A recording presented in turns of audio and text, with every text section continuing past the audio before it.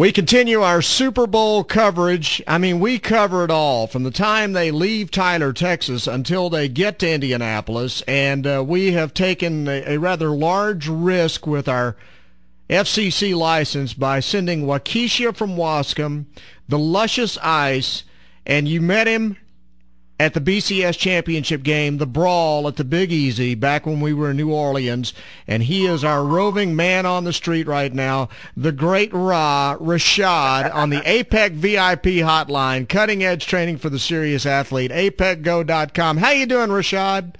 Hey, man, I'm good. It's early in the morning. We are on the highway. On the highway. All right, so when did you guys actually leave town to head to Indy? We left yesterday at about, what time did we leave? Ice? About 12 in the afternoon, high noon. High noon. Good Texas time, high noon. Okay. Did you just like start driving straight from wherever it is you were partying all night, or did you actually get a little bit of rest before you left? No, we alternated rest. One partied, the other slept. I like the way that works. Exactly. Okay, great. All right. Listen, we know you're not there yet, but we know you're close now. How close are you to Indianapolis at this moment? Well, you know, we partied last night, so we stayed in Memphis. Oh, my gosh. Well, so we're just leaving Memphis, so we should be in Indianapolis in about 6 hours, 5, 6 hours. So, in other words, that's one town I can pretty much cross off my list and we're not welcome at anymore, right? Well, actually, you know what? You know, me and Ice used to do radio in Memphis. Yeah. So they gave us some morning show love up here. It was pretty funny. Very nice. You know? Yeah, it was pretty funny. So, very nice. Yeah. Okay. I don't know what's going on in Tennessee. There's state troopers every, 2 miles parked in the middle of the highway. Yeah. You know, I didn't get a chance to holler at Elvis. What? Well, I mean, you know, I saw 30 of them. I just didn't know how to pick out the real ones.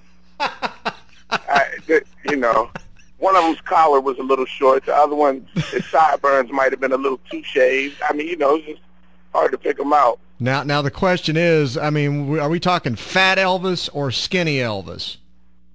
Wait, mid-size. Mid-size Elvis. Mid-size. He's right in the middle.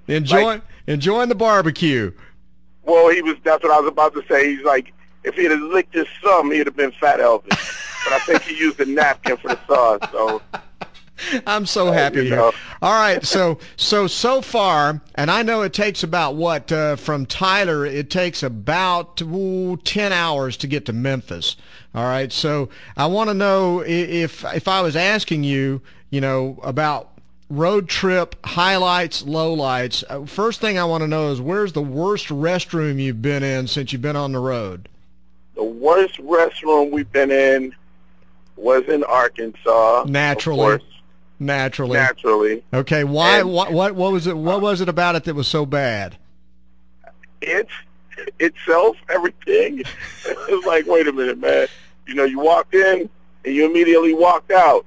Now, I want to know, honestly, was it a restroom or was it really just something behind a tree?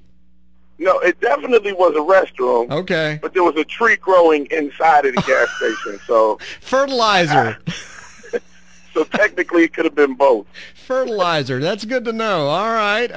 And how many people have you had to flip off on the highway since you've been driving?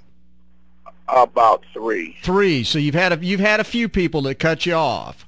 Yeah, well, I didn't know that they knew that they were even on. It was crazy. I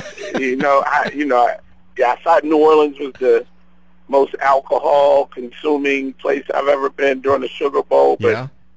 Arkansas, man, I think they put it in their cereal. I don't know what it is about these people. Yeah, well, you know it is when you live there, you get depressed and you need something to medicate with, you know? Yeah, well, and you use alcohol, right? They give you a flu for a flu shot. It's either I guess you drink alcohol to get rid of depression. It's either that or NyQuil, man. You know, you got to do something. Okay, and how many people actually flipped you off? None. They thought I was waving at them. And it's like, hey, that's their morning greeting up there, obviously. Don't really know how to drive. I sit right in. Another one of those one-fingered relatives, huh? Exactly. I thought I saw Bill Clinton in the shadows. I wasn't sure. Okay. All right. So now you were in Memphis. You got into Memphis last night, correct? Correct. Okay. Did you get?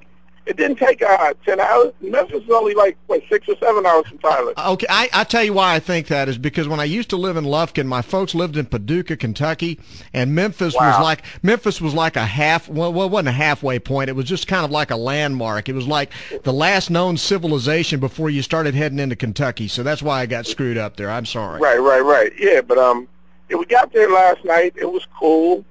It was weird. Why's that? It was just weird, like, man, because we were downtown.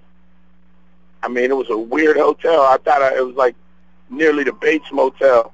Oh, we were surrounded by all these great hotels, and we were at a Hilton, and you would think that it was going to be cool. I mean, what was it? Holiday Inn. It was a Select that had the great sign on it, and you walked in, the carpet reminded me like of a 70s game show or something. And there was like one hot chick in the lobby on her Apple computer doing work. She kept looking up. Then you had the police officer and the girl at the desk. He was like, you remember the Dukes of Hazzard? Yes, I do. Boss Hogg? Yeah, he was like the black version of Boss Hogg and Cletus, like Nick. He was real weird. Like, could have been. So then we go in there to eat, and I get into a little argument with this girl about